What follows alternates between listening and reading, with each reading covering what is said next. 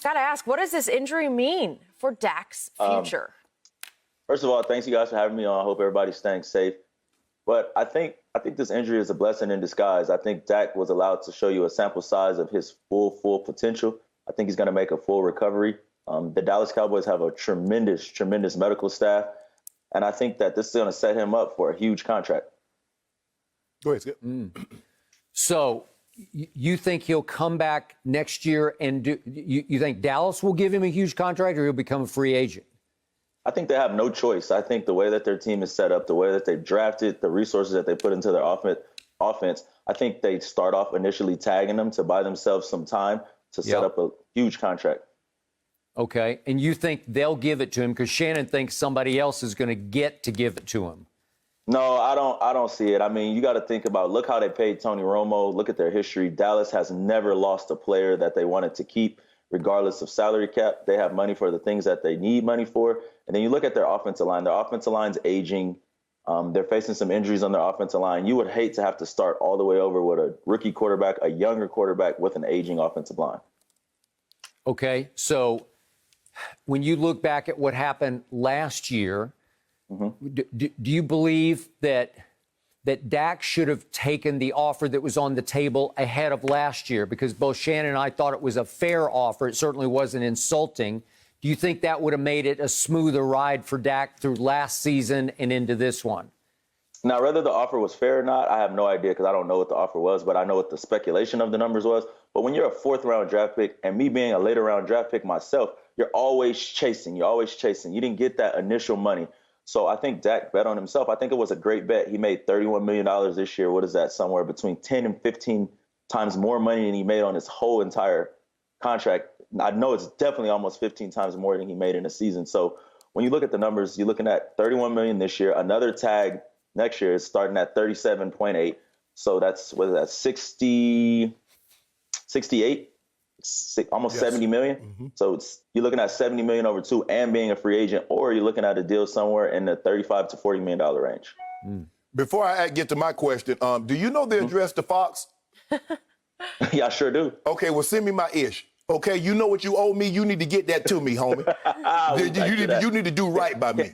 What's he owe you? He know. We ain't gonna talk about it, but he know. Skip lets you double up all the time on Mountain Dew. How many cases of No, Mountain I ain't Dew? let you. See, there you go. That's between Skip and I. What Skip and I have is not what O and Shannon have. So you need to get at me. And this was a bet on what? We bet on everything because he always wanted to bet. Because he can't help himself. He tried to get me like you got me, but I got something for you coming up on Friday. I'm going to show you on Friday. I got something for you on Friday. That'd be a Hey, first. but see, here's my thing. This is why I don't think they're going to, it's hard for them to franchise him. Because if what's being said is true about the cap is going to drop from $200 million to $175, at a $38 million franchise tag, puts Dak at 22% of their cap. Now, you always say you want to keep your highest paid player no more than 14% of your cap. Now, it's going to be some interesting situation because we see Tyron Smith is starting to wear down.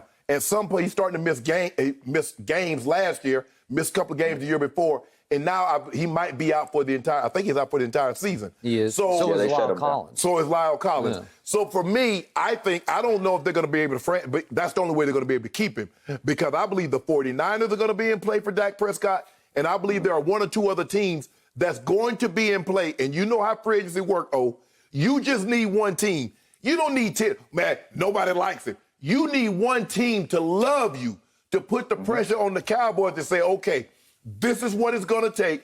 And the franchise, Dak don't want to play on the franchise tag because he saw what happened this year.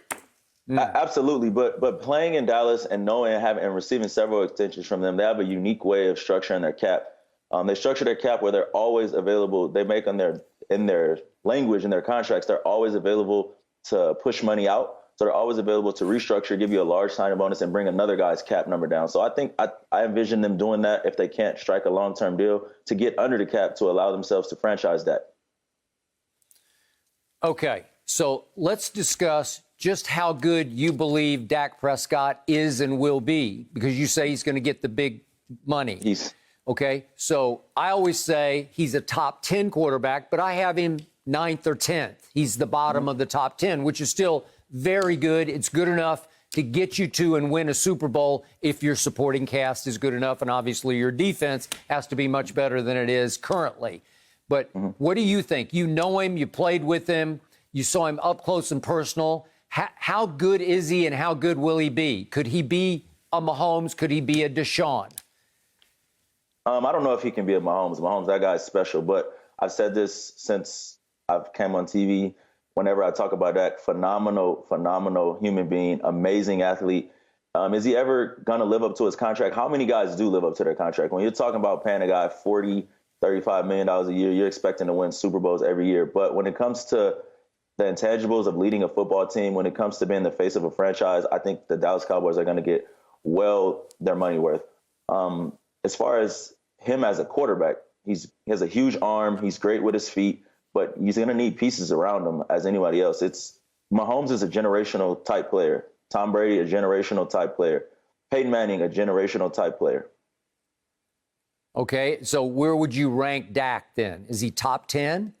I rank Dak to me, he has a lot of similarities as Russell Wilson, and you would like to say that maybe as his career progresses, he can turn into a Russell Wilson-esque player. I don't know if he's going to turn into Russell Wilson with the composure, with the clutchness, with the calmness, but a Russell Wilson-esque type player. That's not a bad comparison, because when we look at Russ in the beginning, it was beast mode and Legion of Boom.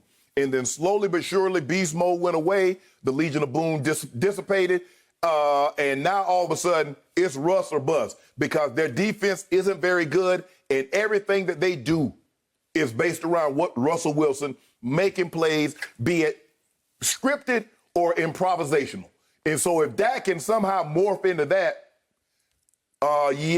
they definitely have the potential to win Super Bowls if Dak can become Russell Wilson-esque. I think we were starting to see a little bit of that this year, but the problem is the Cowboys are waiting to get down by 3 scores before they do it, and teams are just playing soft zone coverage. Right. And, we'll get into like some of the problems that the Cowboys have on defense, but I was there and a part of a transition when we lost Rob Ryan and we turned it over to Monty Kiffin, and then we turned it over to Marinelli. It was a difficult switch. You were asking guys like DeMarcus Ware to put their hand in the dirt, Anthony Spencer to put their hand in the dirt, guys that have never done that their whole career in the NFL, and it was tough for them. And we had some really, really tough years. We had a really, really tough year the first year, Monty Kiffin, which caused him to be demoted. So in the big picture, you believe, and by the way, quick point of reference, Dak beat Russell Wilson head-to-head in a playoff game. That's his one playoff win. He didn't last year, though. He didn't this year, though. Well, he hasn't. But again, you got that on your resume, right? We 2-1 against you. Okay. 2-1, but that was a playoff game, and he won it. And that's the only playoff game that he has won. So, Orlando, how much do you blame Dak for this consistent falling behind, where all last year and now into this year it got worse and worse, where they're behind. He's the comeback warrior of the ages. But how much did, Shannon always says, well, wasn't he the quarterback? Doesn't he have some blame? He have some responsibility to get them into a lead instead of falling into the hole every game? Well, I'm a true believer in taking care of the ball. So I know Dak believes taking care of the ball. So, of course, he shares some blame in not taking care of the ball at times, and the fumbles, the interceptions, regardless if there were tips or overthrows or whatever they were. So I blame him in the sense of the turnover ratio, the turnover part of it. But from a philosophical way, the Dallas Cowboys have gotten away from everything that they built their team to be. They are a run-first team. They're a run-first play-action team. That's what they were when we were most successful. The year when Dak ripped off 13 wins, it was a run and play-action team. And now, all of a sudden, you get McCarthy and you get CeeDee Lamb, and then Gallup is amazing. You pay Amari Cooper all this money, and then we want to turn into a 3-receiver set, pass-first team with one of the best running backs in the NFL in the backfield. What? Is that what? Yeah, but you're the guy who said, but the quarterback deserves $42 million a year. Skip, I'm saying, but when you've had the success and his contract comes, and this is what I try to explain to people. When my contract comes due, it's like, okay, I've seen everybody else become the highest paid. And they're becoming the highest paid with 2 years left. How do you ask me to give you a discount when I have no years left and you asking me to navigate a minefield? Because remember, I played last year, in the last year of my contract, with no security. And now you want me to give you a discount when Goff didn't give his team a discount. Well, they did, but because they had 2 years left. You can't ask me to give you a discount if I don't have any years left on my contract. Yeah, but let's look at it like this, Shannon. Let's break it down, Skip. I'm gonna break it down to you like this. The Cowboys they didn't address the contract 2 years early, the first thing.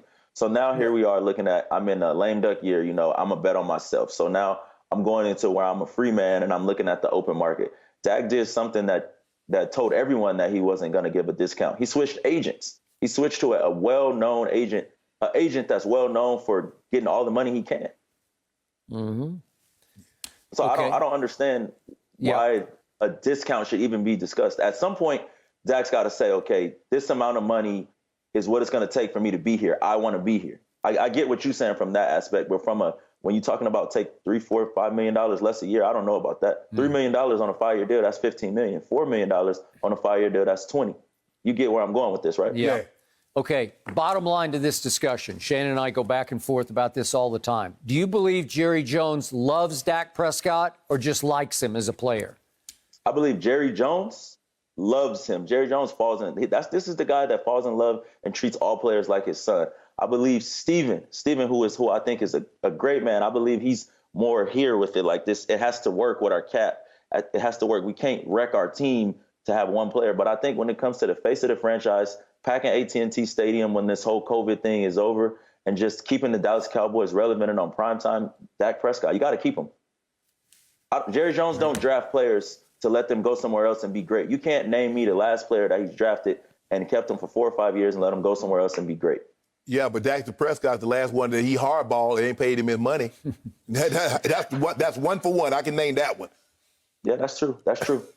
Thank you for watching. You can subscribe here to get the latest from the show, and be sure to check out more of the best clips from Undisputed, or go watch a few other segments from our other shows on FS1.